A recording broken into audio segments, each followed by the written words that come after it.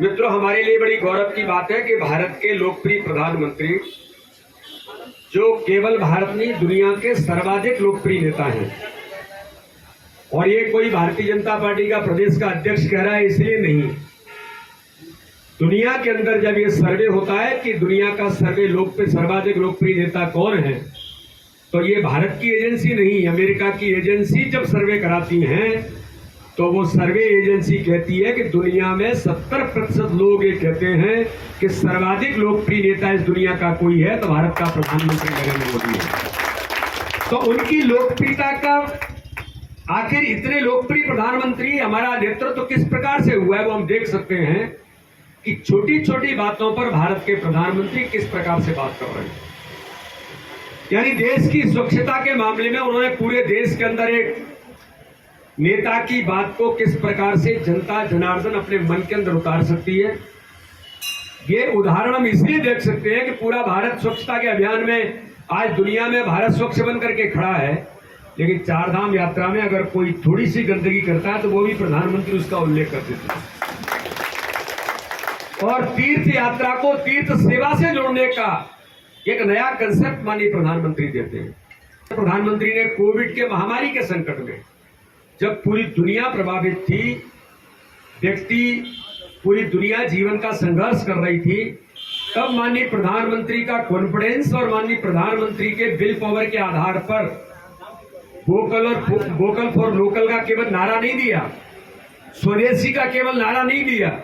आजादी के इतिहास में भारत के अंदर पहली बार ऐसा हुआ, नहीं तो कोई भी महामारी संकट आते थे तो अमेरिका, जापान और कौन कौन से देशों की तरफ देखते थे कि वहां कुछ वैक्सीन बनेंगे, फिर हमें मिलेंगे, फिर हम अपनी जान और अपने लोगों को बचा सकेंगे।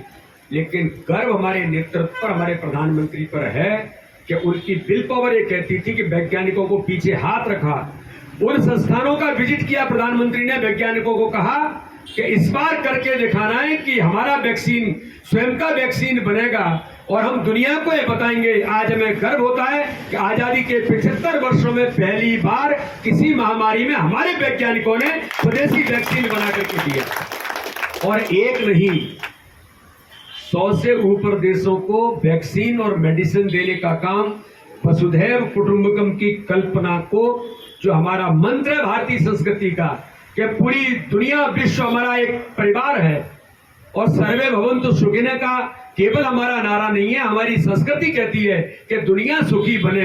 तो माननीय प्रधानमंत्री ने दुनिया को सुखी बनाने के लिए वैक्सीन देने का काम भी किया। इसलिए मित्रों, मेरा ऐसा मानना है कि आत्मनिर्भर भारत का नारा कोविड के संकट में दिया, लेकिन आज माननीय प्रधानमंत्री ने उल्लेख किया झोपड़ी में रहने वाली हमारी बहनें, गांव के अंदर रहने वाली बहनें। मैं पन्ना लोकसभा मेरा क्षेत्र है, खजुराहो, जहां पन्ना में मैं देखता हूं कि हमारी बहनें, मैं जब उनसे मिला बीच में जाकर के, आंवले का काम करने वाले ऐसे लोग जिनको कल्पना नहीं थी, स्वसहायता समूहों के माध्यम से आज वो अपना इतना अच्छा व्यवसाय कर रही है कि घर वालों को लगता है कि मुझसे ज्यादा तो हमारी माताएं बहनें घर के अंदर कमा के ला रही हैं स्वसहायता समूह के आधार पर। उनको ये काम देना, रड़ी पटरी से लेकर के जो माननीय प्रधानमंत्री ने कोविड के संकट में 10,000, 20,000, 50,000 की जो सहायता देकर के जो अभियान लिया माननीय प्रधानमंत्री ने, वो भी सामान्य अभियान नहीं था, लोगों के जीवन बदलने का अभियान था।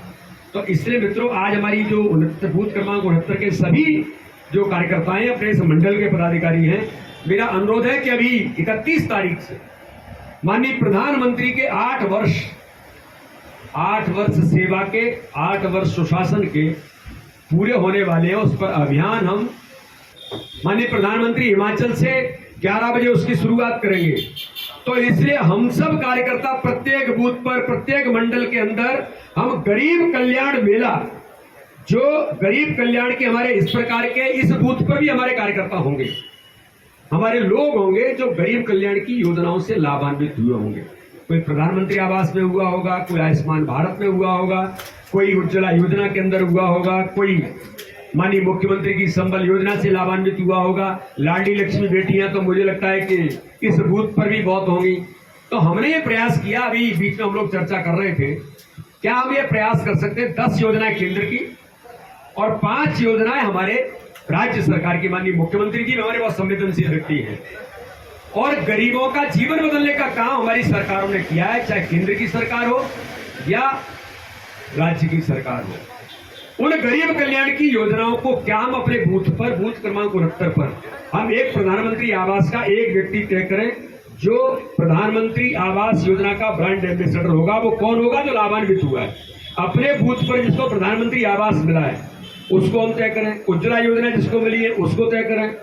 हमको जिस क्षेत्र में आयुष्मान भारत, हमारे जो 5 लाख रुपए तक का फ्री में इलाज कराने का अधिकार हमको मिला है, तो उस बूथ पर ऐसा हमारा कार्यकर्ता या हमारा इस क्षेत्र का व्यक्ति कौन है जो आयुष्मान भारत से इसका कार्ड बनाए, जो लाभान्वित हो रहे हैं। तो ऐसे इन योजनाओं के हम 15 लोग निकालकर और उन हितग्राहियों से संपर्क करने का अभियान और गरीब कल्याण योजना में उनको हम इकट्ठा करने का काम इस दिशा में अपने प्रत्येक बूथ पर, प्रत्येक मंडल में हमें करना है। मंडल का भी हम सम्मेलन करेंगे, अभी 31 तारीख का सूचना मुझे लगता है हमने दी होगी।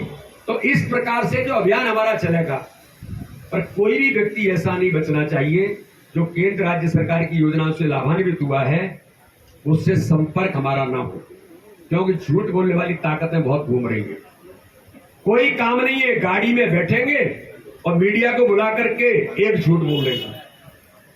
नगर निगम के चुनाव, नगर पालिका के, नगर पंचायत के, ग्रामीण निकाय के चुनाव में इतना झूठ बोल करके घूमने का प्रयास कर रहे हैं, गाड़ी से उतरते नहीं है, क्षमता है नहीं, 2 मिनट चलते हैं तो इतने में परेशानी शुरू हो जाती है, लेकिन प्रदेश का नेतृत्व कर रहे हैं और झूठ बोल करके आगे बढ़ना चाहते हैं। कल मैं देख रहा था कि दिग्विजय सिंह ने ट्वीट किया है, एक हैंडपंप है, कहीं किसी जगह पर कोई खुदाई कर रहा होगा तो हैंडपंप उसका ऊपर लगाया और वो नीचे जो है कि देखो इतना खुदाई की है कि गरीबों के पानी पीने की सुविधा भी ये सरकार नहीं देने दे रही। अब वो कहाँ का है? आज से 5 साल पहले झारखंड में कभी किसी ने वो ट्वीट किया था और वहां की फोटो को निकाल करके मध्य प्रदेश में डाल रहा है। यानी इतना झूठ बोलते हैं। ये सामान्य घटना नहीं है, समाज को गुमराह करने वाली ताकतें 24 घंटे झूठ बोलती है। इन झूठ बोलने वालों का जवाब देना है तो हमें प्रत्येक बूथ पर उन लोगों के घरों तक पहुंचना है कि भैया ये लाभ आपको भारतीय जनता पार्टी की सरकार ने दिया कि नहीं दिया। बल्कि एक काम और कर रहे हैं, एक और झूठ बोलते हैं, हो सकता है यहां भी कोई इस बूथ पर होगा, अरे भैया ये प्रधानमंत्री आवास ये तो हमारे सरकार में उस समय हुआ था, इनने क्या किया है? वो तो हमने किया था, हम करके चले गए थे और 15 महीने में बंटा ढार करके दूसरी बार और कहेंगे हम करके गए थे। फिर कहेंगे कि मैंने देखा कटनी के अंदर मेरे क्षेत्र में उनके कांग्रेस के लोग जाकर के लाओ यार कार्ड दो, हम आयुष्मान भारत कार्ड बनवा रहे हैं आपका। अरे इन कार्यकर्ताओं को, हमारे लोगों को अलर्ट रहना पड़ेगा, ये बहुत मैनिपुलेटर है, झूठ बोलते हैं।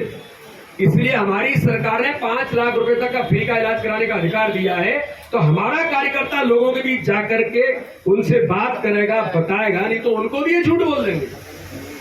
तो ऐसे झूठ बोलने वाली ताकतों को आगामी आने वाले नगर निकाय के चुनाव में, नगर पंचायत के चुनाव में, पंचायतों के चुनाव में, कमलनाथ जी तो छोड़ के भाग गए पंचायत, उन्होंने कहा कि अरे पंचायत छोड़ो यार, हम तो बाद में देखेंगे, ये तो होता रहेगा।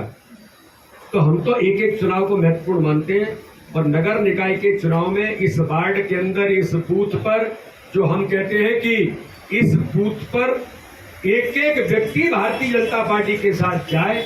और अगर मैं भी इस बूथ का पन्ना प्रभारी हूं, एक पन्ना क्रमांक 37 का, तो ये बूथ हमारे लिए बहुत महत्वपूर्ण है। ये मीडिया के मित्र देखेंगे कि बीडी शर्मा जी जिस बूथ के कार्यकर्ता हैं उस बूथ पर कितने वोट मिले, तो हमें बहुत मेहनत करनी पड़ेगी। अध्यक्ष कहाँ है? बहुत मेहनत करनी पड़ेगी भैया। अगर यहाँ पर 70% वोट मिलता है तो 90% वोट कैसे होगा, ये काम हमें करना है। और मुझे भी जहाँ चलना है, संपर्क करना है तो मैं भी चलूंगा। मुझे डायरेक्ट मेरा नंबर लिखो, बूथ अध्यक्ष मुझे जब आदेश करेगा सुमित जी, तब हम यहाँ पर आएंगे।